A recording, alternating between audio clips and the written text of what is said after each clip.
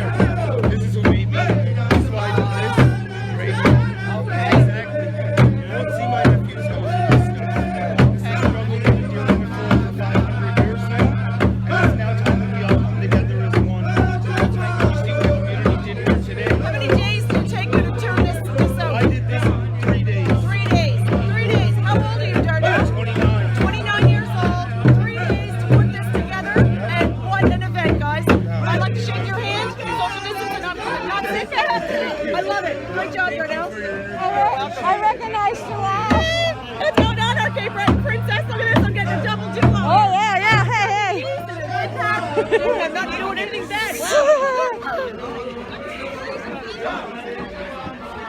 So we got all kinds of feeds, all sorts of stuff going on. Everything to promote togetherness, connection. Together we can make a difference, guys. This shows. Are they perfect? Thank you. No problem. Thank you, everybody. All Yeah. For the honor. right, what do you think there, Marie St. John? Are the ripple effects ready to ripple it out? I think I'm ready to ripple it out. All right.